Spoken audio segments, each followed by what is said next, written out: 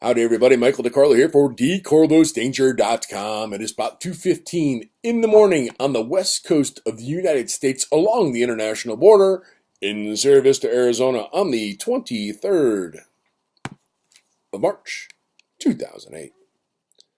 And I bring to you this following report. I did attend the city council meeting this evening. I did suggest that in order to, I say combat just because it's response, in order to reduce the burden on residential customers of the refuge system, since the commercial rates are why we're suffering this loss, and this only trade in this town is actually about conquest, and it's up the road. Perhaps we could convince folks that live on residential streets to put their trash on one side or the other, taking 30 steps instead of paying an extra $30. And actually $36, but it sounded better because I didn't pace the road, but nice round number. It seemed to be well received, but who am I? I was kind of disturbed though today. In its subjects, one person's liberty and their freedom of speech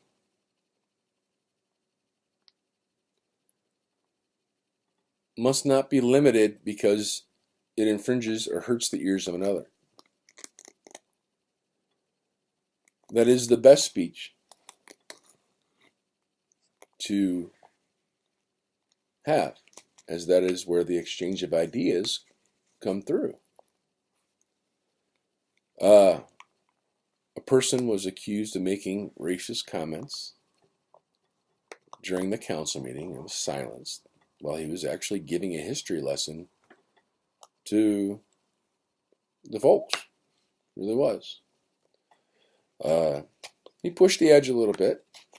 Didn't say anything that would be considered derogatory, in my opinion. Slanderous, insightful. But in order to understand where I live, this is the land of the Buffalo Soldiers, right? So all the black soldiers that were in the Civil War, at the end, they were all sent out here because, honestly, over the horizon stuff, right? I mean, this is not the most suitable climate for man without an air conditioning system. If you understand what I'm saying. This would be a very, very difficult assignment, and nobody would really choose to come here. So they sent the black soldiers here. It's pretty much a shame. I am going to go take some pictures tomorrow, and it's only because I've been doing some observations in the Frytown area. And if you look at it from above on Google Maps, and you realize that there used to be a couple train tracks running right through that area right there, with the train station, and you look at the grids around it and how it's laid out, one could easily imagine, if you look at other towns, especially in Arizona, because a lot of these towns are remnants of the internment camps, right? If you compare some of these overlays and the way that they're laid out, because they all have railroad tracks, to Sierra Vista, that used to have a railroad track that they pulled up. Now they're getting ready to pave over it because you had to pave over history. There's a gap in most historical documentations about Sierra Vista between about 1930 and 1950. I'm going to have to look in to see if there's a gap over at the Navy base over in Nevada. Perhaps there is. I'm not sure. That's another thing I'll just write down and check out and see if I can get a parallel harmonic off of that. But Who would be down here? We've already said this is very, very harsh climate, right? Who would we set down? Who would we send down here if we were a military fighting force?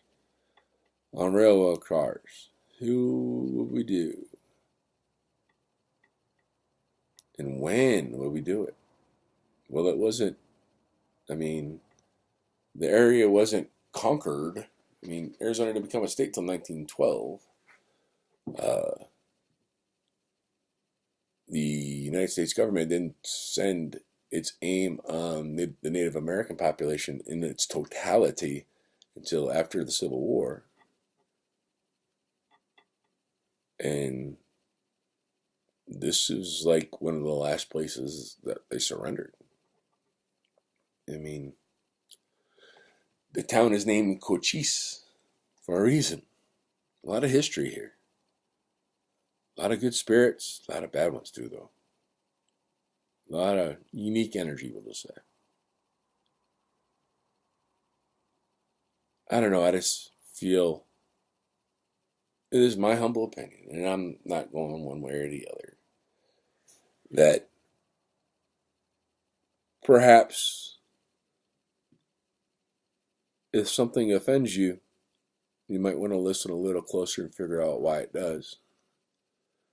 Because it may just be the cognitive dissonance that's ringing in your head more than anything else. Well, anyway, folks, that's about all I got. Y'all take care. And we'll see how this stuff goes, right? Tomorrow will be another day. The sun's going to come up. And we'll see you next time. Good Lord willing, and the creek don't rise. Don't forget to check out evergreencoin.org for all your cryptocurrency needs.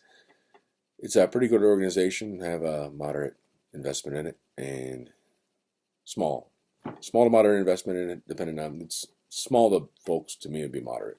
Whatever. It's all your perspective, you know. It goes good for the environment. They got a lot of good things going on. And